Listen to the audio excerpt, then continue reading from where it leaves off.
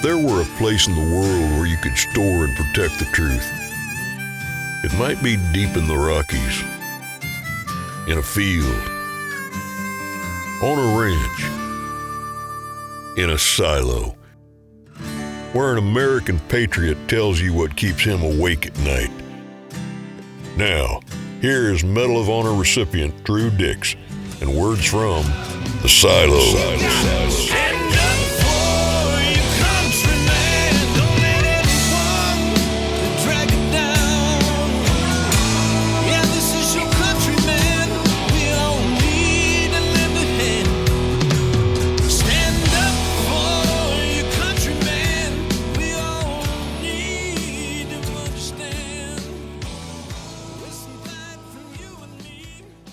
Welcome, folks, to another episode of Words from the Silo. You know, we were going to have another program, but what's going on in California, L.A. specifically, and other places has got me troubled. And I stayed up a little bit last night, Brad, and thinking, what in the hell, especially when I heard the dumb things that politicians are saying. Yeah. This is a peaceful protest. I mean, what's peaceful about setting vehicles on fire? I don't know if they're ripping ATMs off the wall, but they did last time, and they probably are. I know they're trashing stores, and there's an awful lot of controversy. And I'll just be right up front. The politicians have got to be either the stupidest people that we've got in this country, or their intentions are so nefarious that they ought to be out in any case. I mean, to get the F out of town when the president, commander-in-chief, has sent mobilized the National Guard and brought in Marines to protect federal buildings. Yeah. And these politicians are turning around saying they're going to use Marines against citizens. No, only criminal citizens. So I got to thinking about that, and what really got me going is seeing Mexican flags being waved. Yeah. Well, come on, these people don't want to be citizens of the United States. They want to be Mexicans and have the money that we have. Yeah. Or it's something even greater than that there's somebody that wants California to go back to Mexico. You know, I don't know. But yeah. Well, I saw some protesters saying that, to that. Well, yeah, come on. You know, the thing is, Brad, is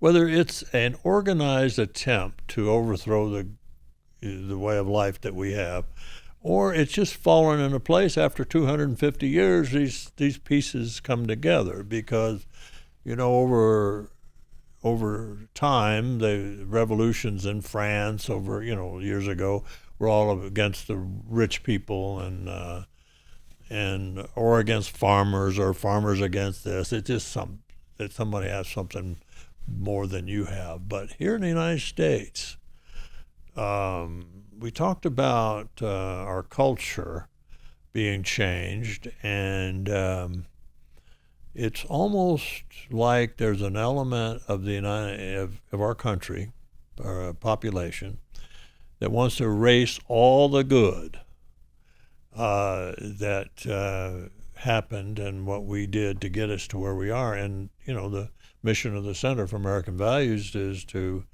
recognize the extraordinary deeds that built this country and ensure they're never forgotten. And I believe in that. And here we are, we're watching it, people trashing the very life that they claim they come here to want, like in L.A. They come here to want to be like us. I'd question that. Yeah. Well, define us, too, because maybe that's what's getting blurred now. Well, the us is a we and them thing, and that's what agitators, politicians or agitators or insurrectionists or whatever you want to call them, do. They tear down the side that they're not that doesn't represent what they want. And I think we're in a dangerous situation right now. And I have to say it again, is I don't believe in conspiracies. I think that it's just happening, our vulnerabilities, and some people are taking advantage of that. And when you look at L.A., why is it L.A.? Why is it California? I know they're rioting in Texas and Chicago and other places, quote, peaceful demonstrations. But why is it so big in California? I think one reason is federal government has pulled back funding benefits to illegals, but in California they're still giving it to them. And if everybody, if the states and the federal government would just quit giving money to people that weren't working and earning it, I think it would sort itself out pretty fast. So who's promoting the narrative that illegal immigration is okay? Like, what is the promotion on that it's okay, and that we should just ignore that, and it's inhumane to deport people, yada yada yada? Yeah, I think they first of all, you got to go back. They're saying what's illegal immigration? It's all immigration. No, I think every country, I guess almost every country, has a mechanism for you to be able to come there if you wanted to go there, and we should have one too. And what do? Tear down our borders and give everybody that wants their hand out to get free money, and they're no longer immigrants. They're now residents. So subverting the process of immigrating is what makes you illegal, but the term illegal is what I'll hear a lot of people saying that term is not right, and so then that's what the protest was. So I think they get people moving and thinking, and then that's the danger of the protesting. Well, they originally, if you remember, they started using them undocumented, and I don't know if they like that term anymore, because now they're just saying they're just people. They're just residents. Well, okay, there's residents every country, and we got residents that work and pay taxes, and then we got residents that don't work and get the money. That's socialism. Yeah. And we're already a socialistic country, period. We're supposed to be a democratic republic, and that's what we're called. But I think we're pretty much qualified to be we're a socialistic country, because we think about it. True socialism takes care of those people and gives them what they, without working or whatever. And now you got those that claim to be on the other side, the right or the conservatives, and they argue about the amount that we give them instead of whether we give it to them at all. And we talked about the oldest profession. It doesn't matter whether you charge $1,000 or $10. You're still a prostitute.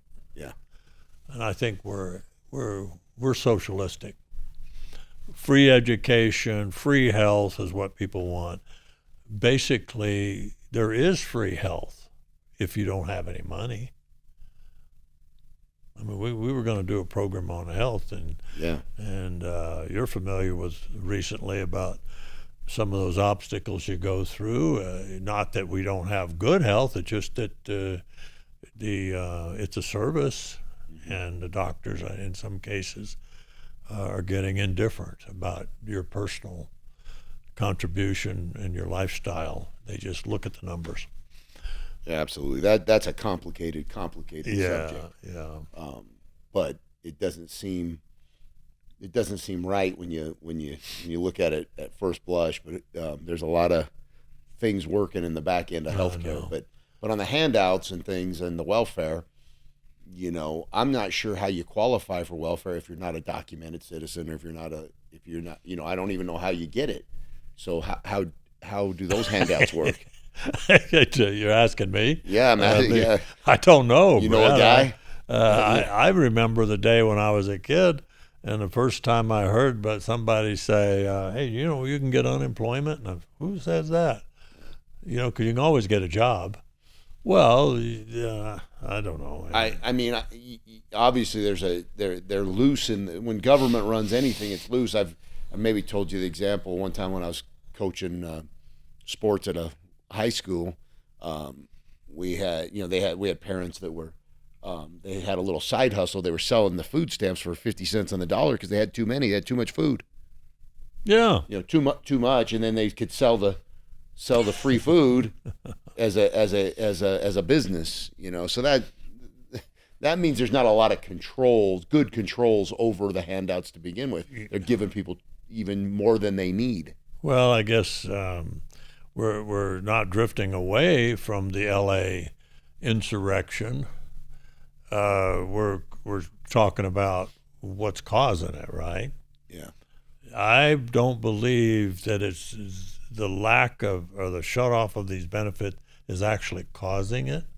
I think these riots, quote, peaceful demonstrations, are being funded by someone with political or other reasons. If you were running ICE, you were in charge of ICE, and you had this problem, that the president says, okay, look, we want to get rid of the bad guys and the illegal immigrants.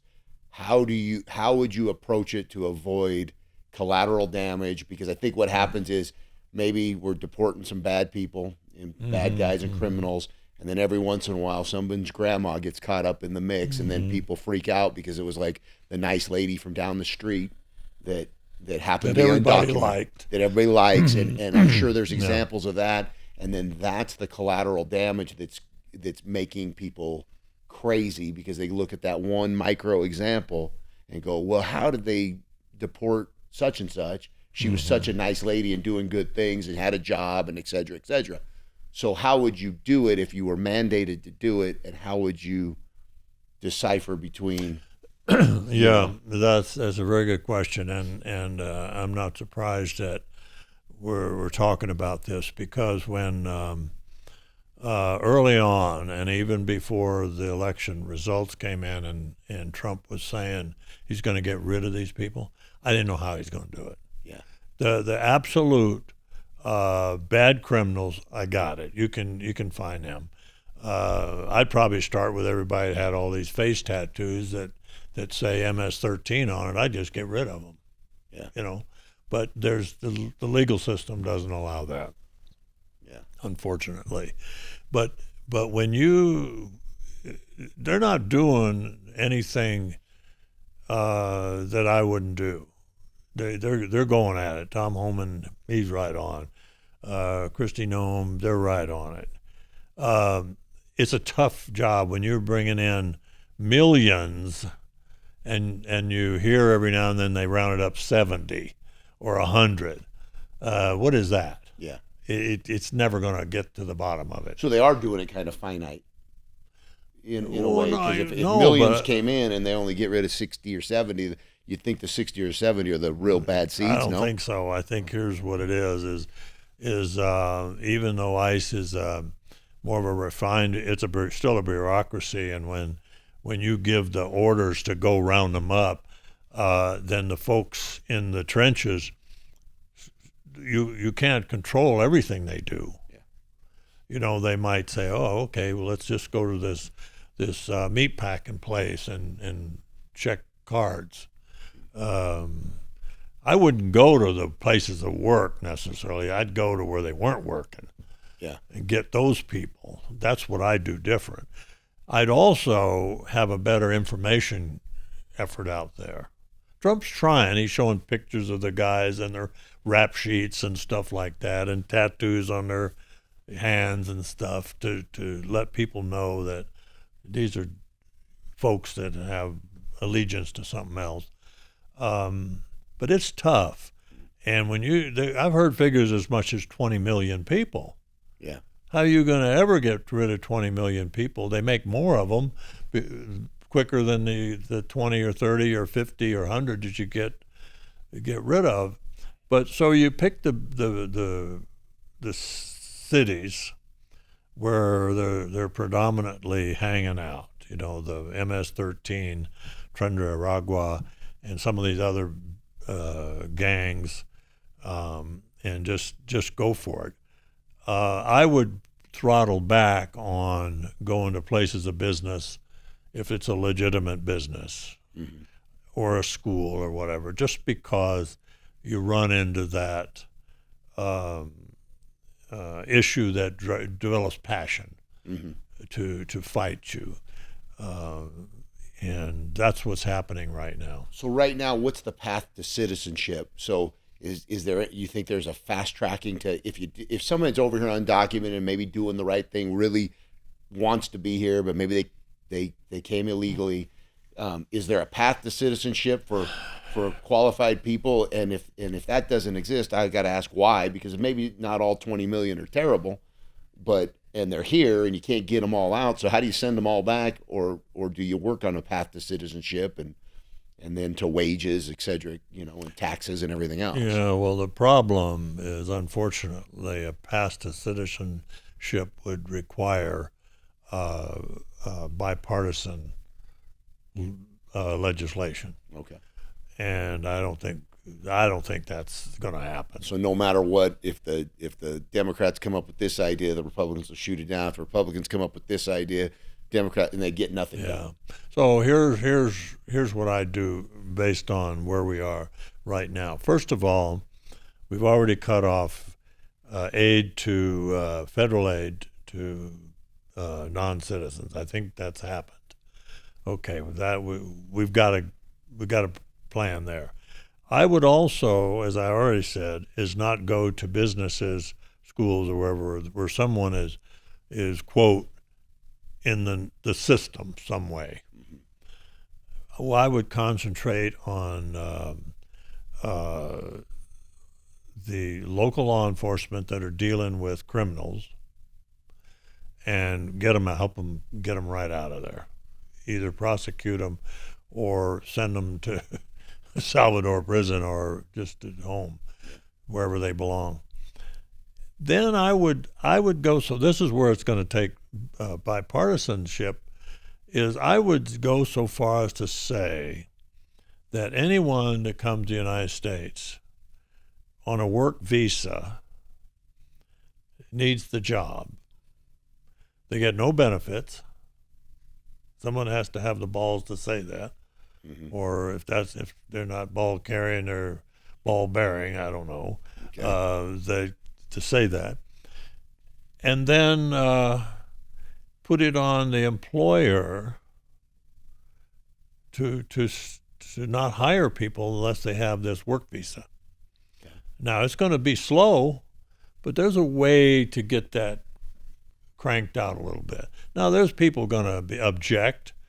That's the workers, some of the workers, and the instigators could incite these riots from the working class, saying they're going to take jobs away from us.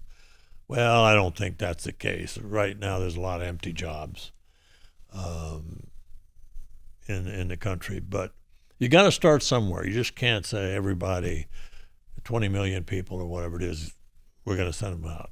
And how does Mexico play into this? Are they fighting getting them back? I mean, if you send 20 million people back if you can load them all up tomorrow and send them back, is that a problem for the receiver? I don't think all the 20 million are Mexicans, but I do think that it's a big portion. But I also think that you would, and I don't have a problem thinking that our Secretary of State could negotiate this and say, look, we're gonna let your people work here. We don't care what they do with that money that they earn here, but they aren't getting benefits. They won't get Social Security. Now, there may be again, this takes bipartisanship work. If there's a path to citizenship, and someone is here on a work visa, working for you, Brad, or somewhere, they're not getting any benefits. They get hurt on the job. They have to have their own health insurance. It's not free. Yeah. And then if after 5 years or 10 years or whatever the time frame is to get citizenship, then they can go back and recover the amount that they would have paid in. I don't know, something like that. It shouldn't be that complicated, but it will be, because if it could be the best idea there was, and they're not going to give the other side any credibility or credit for coming up with it. Rare politicians that are in the middle of the road and doing what's right are rare. I'm not I've been listening to this Senator Fetterman. A lot. I didn't care much for him at all when he was running, because I thought he had a medical issue, stroke and all that, and it turned out that he probably okay with that. But he's also standing up against his party on the riots, Israel, and a few other things, just because that's what he believes in. Mm-hmm. He doesn't care about the party, right? As far as walking the line. We need more of that. Well, they walked the line because they were bought and sold to get there. Is that what happens? That they got debt? They owe people? Oh man! I mean, which then makes the system kind of broken in of itself, because if the politicians really are just not necessarily representatives, but of the community. No, it's like winning the lottery if you get elected. They're all wealthy. Right. I don't know. Somebody's got to call in and say, oh, the Congressman so-and-so or Congresswoman so-and-so is not making any money, and they got less than they had when they started. You know what I mean? I don't think that's possible. Yeah.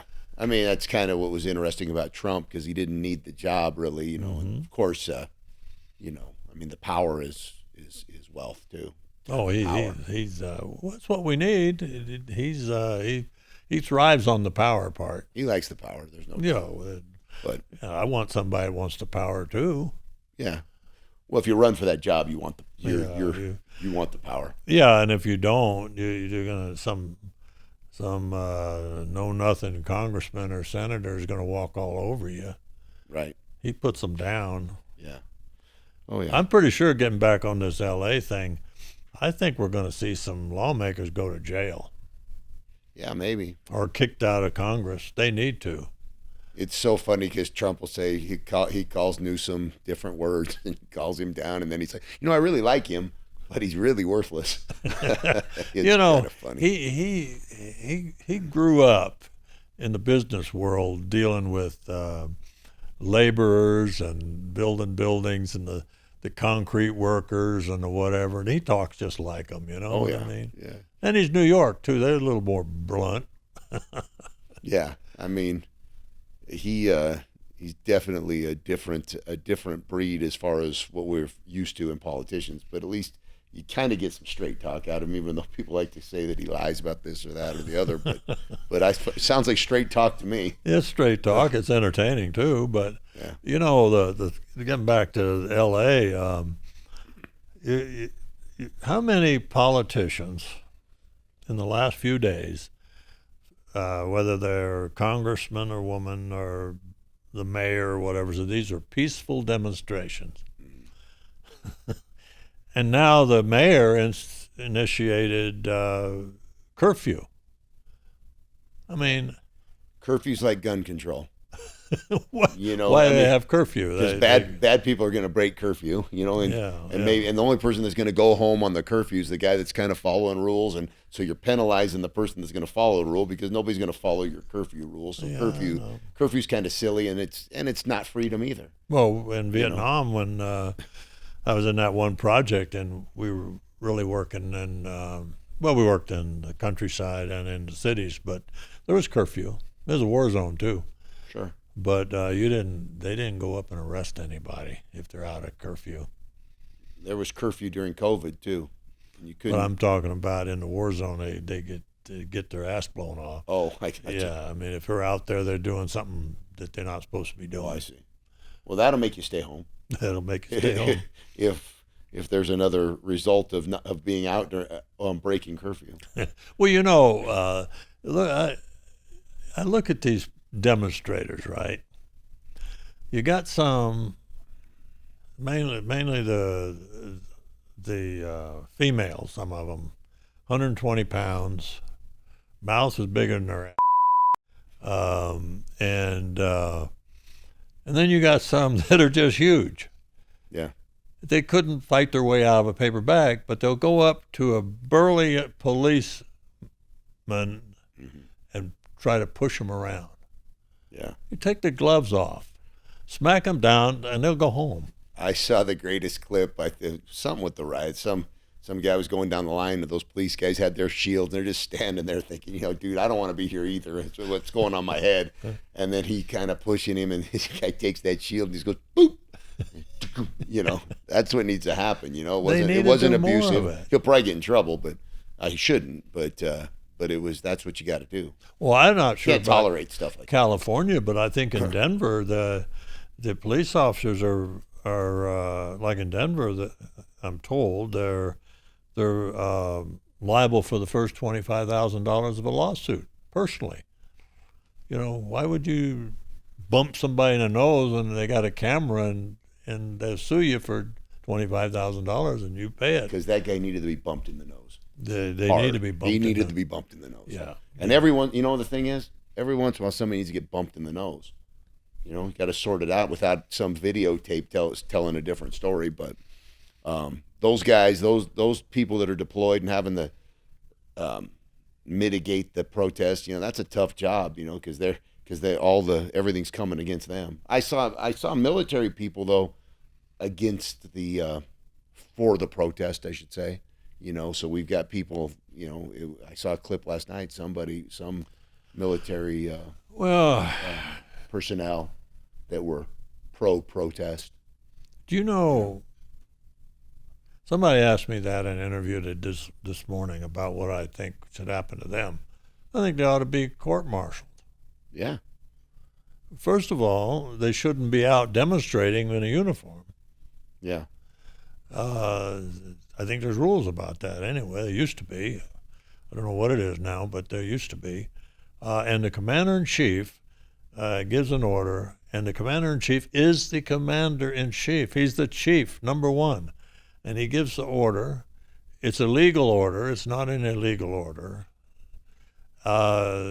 You, as a soldier or whatever, Marine, are obligated to follow that order. Worst case or best case is just stay home. Mm-hmm. But to take that uniform and go out there and make a statement, somebody probably encouraged them to do that. Might have flipped them a few bucks. Yeah, but if you're defying orders, that's a court-martialable offense, right? It is. If you defy orders. Yeah. So because what you have is National Guard that are federalized, and you've got Marines that are federal troops, and then you got some ding-dong out there that is confronting them. Mm-hmm. Your obligation, your oath says to go fight all enemies, domestic or foreign or domestic. How does this compare to summer of 2020 when they were burning down Seattle and some of those towns, Portland or whatever, and then there wasn't National Guard deployed, and those cities got looted and they got tore up? You mean those peaceful demonstrations? Yeah, they were other peaceful demonstrations, but that whether, and somebody would say, oh, there was a few bad actors, but that's not the case. But how does this differ? And I think it was Trump at that time, right? He didn't deploy National Guard, and maybe those states didn't. They fought him on it and said, we don't want it. And so, no, that wasn't him. It was 2020, right? Okay. So it was right at the summer of COVID, right? Sure. He was still in office. Biden took in 21, right? Yeah. Lost in 2020. But 2020, I'm not sure. I just remember that. It's an interesting to this subject because there was call for National Guard to be pulled into some of those places, and we didn't deploy. Well, you bring up a good point, and it wasn't over immigration, but it was still over violent protesting.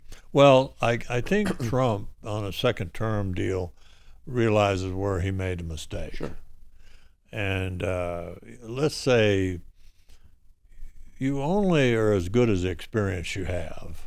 Mm-hmm. You don't need an on-the-job training president. And of course, when he was president the first term, he learned a lot and he made some mistakes. He's not making those this time. Mm-hmm. But I think Portland and Seattle and those places, they still haven't recovered from that. That's what I was kind of thinking about. Is we don't talk about it. That's 5 years ago. Mm-hmm. Did they recover? What happened with all the looting? How much money did it cost? Because they just robbed those stores blind and everything. And that was over. I guess it was over.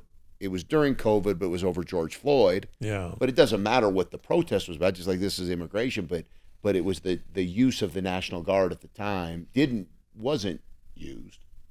Well, and the respective states should have used them too, and they didn't. Right. Oregon and every state's got a National Guard. But the interesting part here is the governor in California did not object, to my knowledge, early on about the guy. He did after the president did it. Also, governor allude to the fact that the president never talked to him, and the president is showing evidence that he did over this recent appointment. Yeah, so these politicians say what they want. Well, it's not. Yeah, he has to toe the line to what's popular. Yeah, and now people are saying, well, he shot his wad on being president, and then now he's going to double down and say, oh, I'm going to resist, because I listened to his words, and he was appealing to the whole nation. Mm-hmm. No, this is his opportunity to position himself. It's just it's politics at its finest or its lowest, whatever. If you think it's good, but it's just he's politics all day. Well, and when the mayor finally established a curfew, they did it because they needed to. Mm-hmm. And I see there's L.A. police now enforcing the curfew.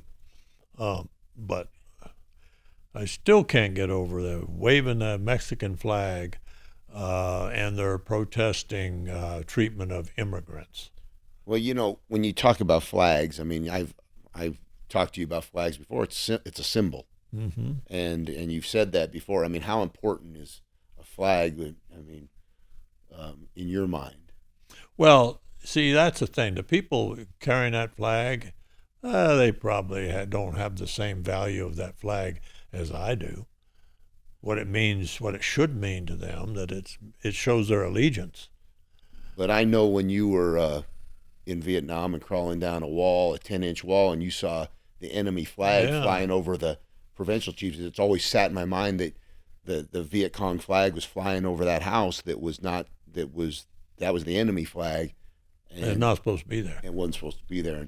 I mean, you tell it best. Tell me what happened. Well, I want our audience to understand the importance of a flag and why you bring up flags. Well, we were after this 56-hour battle, we were probably about 50 hours into it, towards the end of it, and we were clearing out the last few buildings, and one of them was the province chief's house, mm-hmm. and the deputy province chief's house, and I wanted to get in there because that was a stronghold of the enemy. And in the front courtyard was this flagpole with a VC flag flying on it. And as I ran up towards it, this VC ran out and stood under that like, you're not taking this flag down. Mm. I said, oh, yeah, we are. Took him out and ran by him and tore the flag down and stuck it in my jacket. I have that flag. And but to me, that was a symbol of their victory when it was up there. Yeah.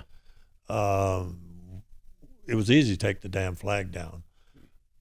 But the one thing about it was they'd have to fight to get it back up there because we were already on them. When you see some idiot carrying a damn flag, I don't think he has the same passion as that VC did. I admired that VC for wanting to save his flag. But those idiots running around the streets in L.A., that flag doesn't mean anything to them. Right. It's not. The flag is more like it means it's Mexican culture instead of Mexico, right? Yeah. And I can see that, but that's a pretty shallow-minded thinking. When the American flag, stars and stripes, it's represented of the number of stars and for each state and the stars and stripes. It symbols the republic. Mm-hmm. It's a little different. My opinion, if it gets out of hand, those carrying the flag ought to be the first to go. Yep. Well, I mean, and you weren't just rescuing flags. When you after you cut that lanyard, you went in that house. There was a reason you were at that house. And tell our audience the end of that story. Just so there's a significance to the enemy flag and what it means and why it's so important to you with the red, white, and the blue. Well, that flag was there, and like I said, it was the last stronghold.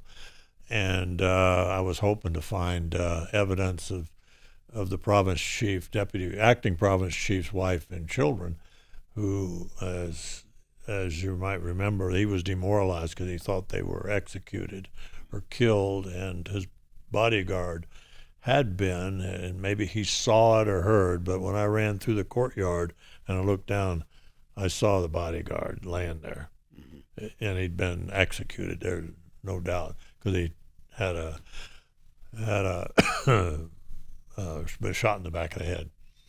And when you're in a fast-moving situation, you look down, there he is. We know that. Now I got to find out if the wife and kids suffered the same fate. I was hoping they wouldn't because they were the wife and the children, and even the hardest-souled enemy wouldn't necessarily just execute children for no reason, but there would have been a reason maybe. So went in there, and the VC had been firing out of the building and ran up the stairs, and they were tossing grenades down, and they were rolling down the stairs, and we could kind of kick them off because it was an open balcony kind of thing, and they could drop off. And ran in there, and after eliminated a couple of the enemy soldiers, I could hear my guys that were following me were in the back room, and they were yelling like they were going to shoot somebody. And it turned out it was the wife and 2 children, and they didn't know who they were. They just knew people were in there. Mm-hmm. And for some reason, I had this feeling that maybe it's them. You know? Yeah. So don't shoot them unless you see them, you know.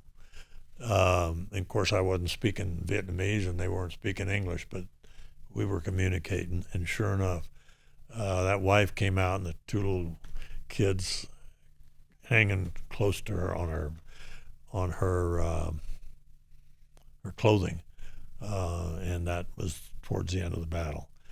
And I understand they're alive in the D.C. area, Silver Springs, Maryland, I'm told. So great. Maybe one of these days I'll see them. But anyway, that's drifting away from our subject. But the thing that is so different is I was kind of asked my opinion about L.A. based on my experience in street fighting, and it's not the same. I didn't see one non-combatant in the streets. Everybody that you could see was either with you or with them, mm-hmm. and you engaged everybody. The difference is these non-combatants or these peaceful protesters are hiding behind the very protection from the government that they're protesting against. Yeah. And I would not treat them as good. You know, I wouldn't permanently injure them, but I'd make sure that little idiot that thought they were getting in the face or spitting on a law enforcement realized the price to pay for that. Yeah. And you do that, I think you're going to end it quicker. Mm-hmm. I am convinced. But what I also am concerned with, if this is funded from an outside source, that once it settles in L.A., if it does, it'll pop up somewhere else. They're not going to give up. The difference between, and I'll end up with this, They tried through, as I already mentioned, the wokeness and the I call it the alphabet of cultural preferences, LBGTQ, maybe a P in there, maybe a plus, I don't know. There's a bunch of them. They ought to have an H in there for homosexual, or heck, a heterosexual if they want to be fair about it. But that's so small group. Then you got a few of the bleeding hearts that want to feel good about supporting these victims. You know, we're in a victim culture now. It wasn't going to sustain itself. There aren't enough of them. But now when we have the immigrants, of up to 20 million of them, you get them going, and there's some depth there. They don't need any support if you can get them going against it. So you've got to deal with them. And someone has got to make the decision that if they're not U.S. citizens and they're doing damage, they don't get the protection of our laws as a citizen. We can export them out of here, move them out of here, but they don't get the protection. Our protection and our whole lifestyle is based on our morality, and we should govern ourselves with that, but to a measured amount. And we've got to protect the American people. We got to protect our businesses, and we got to sustain this republic. And we're in a threat right now. And if people take it lightly, not get out of their comfort zone, we might lose. Might lose something very valuable to us. So, and I want to tell you right now, we got to remember that tolerance is a character flaw. Just because no one knows doesn't mean it isn't true.